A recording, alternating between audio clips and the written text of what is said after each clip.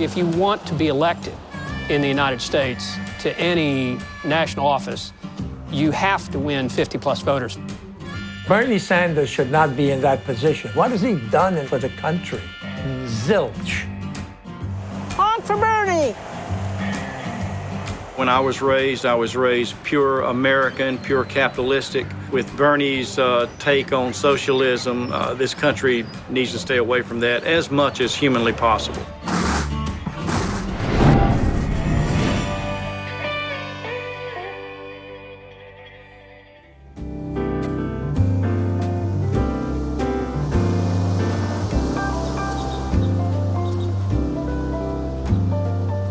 We're here in Florida, where this Tuesday, both the Democrat and Republicans are having their primaries. Florida's a high population, winner-take-all state, so the stakes here are really, really high. And what makes Florida different is that there's a high population of retirees here, or voters over the age of 50, who last election accounted for more than 50% of the total vote.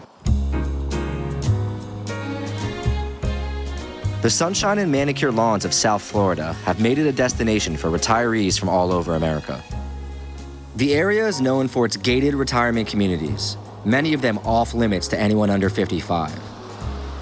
Palm Beach County is especially popular with Northeastern Jewish retirees looking to escape the cold in their golden years. It's the #1 destination for Jewish retirees in America. An estimated 265,000 now call it home.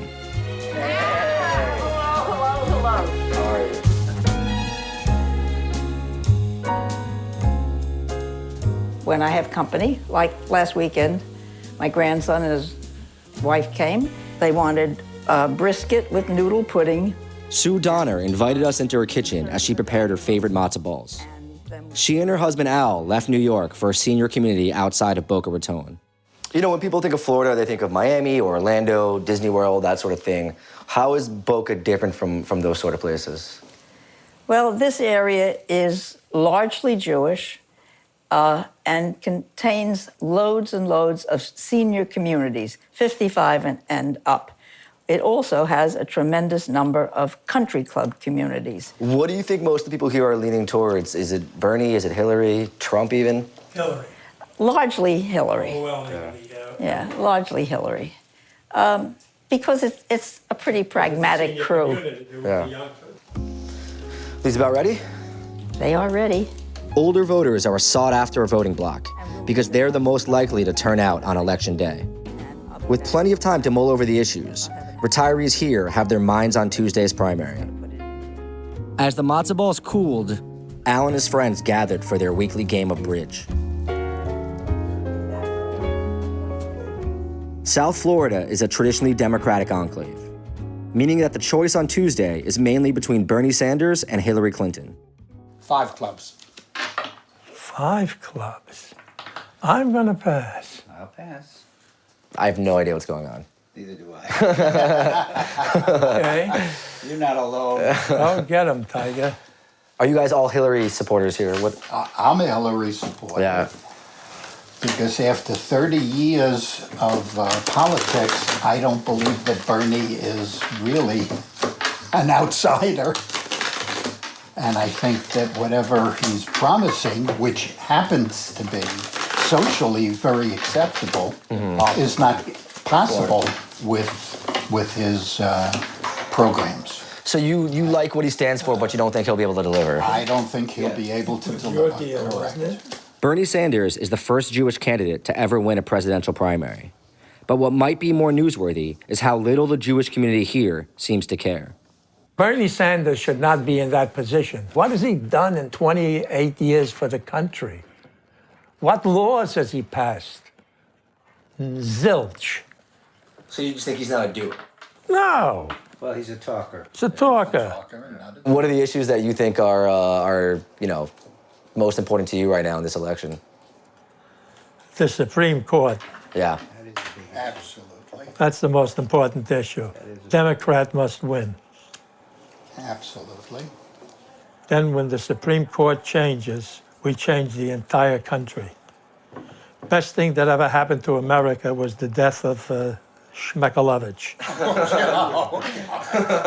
Can you translate what that means for some of our viewers who might not speak Yiddish? He was one of the worst guys for this country ever born, because everything he did was rotten for the small guy. It's what's best for the Republican Party is what he did. And just to be clear, he's talking about Scalia. He was the worst of the worst. To mourn him was almost traitorous. I pass. Seniors make up a higher portion of Florida's population than they do in any other state. That's why both parties have their eyes on older voters going into Florida's primary. If you want to be elected in the United States to any national office, you have to win 50-plus voters. 50-plus voters in the 2012 election were 58% of the electorate. David Bruns works for the American Association of Retired Persons, or AARP. He says voters and the campaigns trying to reach them aren't focused enough on programs like Social Security and Medicare. Why do you think these issues, especially Social Security, haven't really been, hot-button campaign topics? For a lot of younger people, Social Security is very vague. It's way off in the future. They're not exactly sure what it really means to them. But if half of your income is coming from Social Security, and as a rule of thumb, half of income of people 65 plus in this country does come from Social Security, then it matters a lot. For a lot of these people, that's the difference between being able to live in dignity and being in grinding poverty. Are there any candidates you think that are doing a better job of addressing this, not only bringing it up, but also, with practical policies in the election right now? Out of all the candidates who are still in the race, we have plans out there from every one of them except for one. Mr. Trump has not yet put a plan out there for us to look at and for us to put on our website. Looking at the Florida primaries, why is the senior citizen vote important? There's about 20 million people in the state of Florida. There are about 8 million that are 50 plus. As a general rule, people who are 50 plus turn out at about between 85 and 90% to vote. And they feel passionately about their involvement in politics. We didn't have to look far to find these passionate senior voters. Even in northeastern Florida, a reliably Republican region of the state, we found high-energy Bernie supporters proving his support extends beyond college students and young adults. Patty Tugas lives in the Daytona area, 250 miles from the nearest Sanders campaign office. So she helped launch a local Bernie support group called Bernie's Beach Buddies, made up mostly of local retirees. The people here, especially your age, what are they concerned with? Like, what are their top policy issues that you think they elect a president based on? So many people are out of jobs. My husband works for $8 an hour, believe it or not. And there are 11 million immigrants that are being mistreated and need to have a way to become citizens. Given Patty's concern about wages and immigration, it makes sense that she's a Bernie supporter. He's promised to raise the minimum wage to $15 an hour and pass executive action that provides a roadmap to citizenship. One of the main things you hear about Bernie, one of the main criticisms is that it's only the young people that are supporting him. No. And I don't mean any disrespect, but you guys are sort of on the opposite end of the spectrum. Definitely. Yeah? But we have young ones in our group, but we have many, many older people. Absolutely. They have white beards. They're all retired school teachers and this and that. Yes, you'll see. Every Tuesday, Bernie's Beach Buddies meet at a local coffee shop to organize and strategize plans to get out the vote. This week, they're collecting money for campaign signs. Patty? I've got $50 here that's supposed to go to Bernie, but it's all been stamped. Corporations are not people and stuff like that. The support from older people, what do you think it is about Bernie that really draws you to him? One of the things I see is that a lot of people are parents, and they're looking toward their children and grandchildren having a better existence. And that's one of the things that, whether it be healthcare or free education, to make it easier for their children's children and children to make it. So I could see people standing up and wanting to vote for him, not so much for themselves. They may even be of a conservative bent. But when you think down the road, he's one of the few people that is trying to make our children's lives better.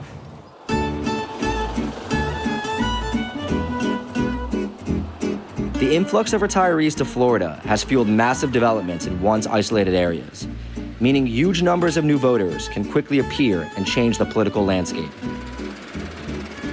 That's exactly what happened about 60 miles north of Orlando, where watermelon fields and cow pastures were transformed to a city tailor-made for retirees.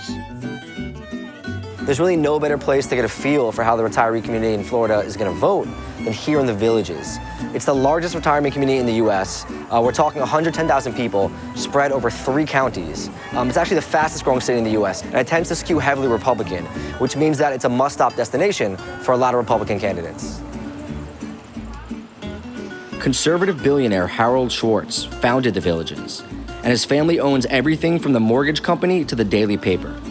His conservative values are reflected in the politics and culture of the community. The churches are so crowded that all the churches since I've moved here not only have built brand new, but they've added on. Really? The churches are packed here in the Villages. Packed. That's a good thing. It is. Residents Ann Pell and Jerry Peacock showed us the grounds. You guys make a great brochure, sort of, right now. Great video pamphlet for the Villages. I'm ready to move here. Well, and we keep bragging about it, but the good news is, as much as we brag about it, it's in our hearts and it's part of our spirit, living here. We're here by the grace of God and we're enjoying it. We have our health. It's the perfect place for retirement.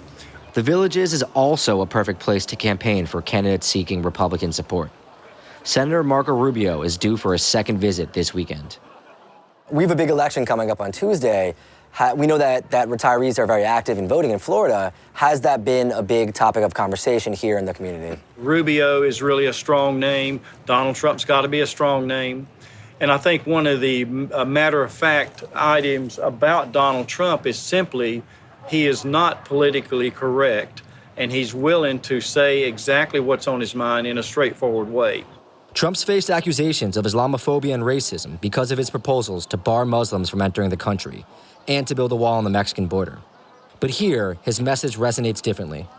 How do you feel about Trump's policies on immigration, on refugees, on all those things? You know, doesn't that seem a bit antithetical to, like, what America stands for? In today's society, with ISIS running wild and making the gains they made and the way they slaughter innocent people, beheading and God knows what, it's time that we take these steps to protect our homeland. You don't see Hillary or Bernie Sanders as having any sort of abilities to do those things?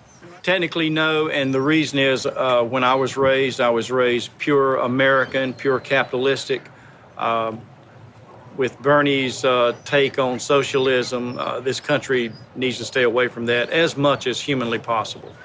I have been wanting to change. I am a registered Democrat. I've been wanting to change parties. I think the older you get, the more conservative you get. And I just have not taken the time to get off my fanny to do so. So for the primaries, if I want to vote, which I will because I always vote, I think that's a privilege. Because I so dislike Hillary, I'm going to vote for Bernie Sanders. And what is it about Hillary that you so dislike? My last straw with her was the Benghazi issue when she said, "What difference does it make?" You know, I mean, I didn't really care for her to start with, but that to me, for whatever reason, just rubbed me so much the wrong way. It makes a big difference. You know, there was things that we weren't told the truth about from the start, and we're not stupid. People our age are not stupid. You know, I turn, Fox News on at noon at lunch, and I've let it rip from there when I'm running in and out. At dinner time, we say our grace, and we turn on the TV, and we eat. And we're very political savvy because we do watch everything, and we do have opinions. Beyond its large number of conservative voters, the Villages is known for its emphasis on an active lifestyle. One of the main draws is the number of activities offered, from golf to baton twirling. So you have a lot of red, white, and blue, you have the drums, you have baton twirling, you have the American flags. It's all very patriotic and sort of harkens back to this nostalgic view of America that Trump supporters in general feel is ceasing to exist. Florida's primaries will be decided by America's oldest and most experienced voters. And despite their differences, what they tell us is that their #1 concern is for the economy that their grandchildren will inherit.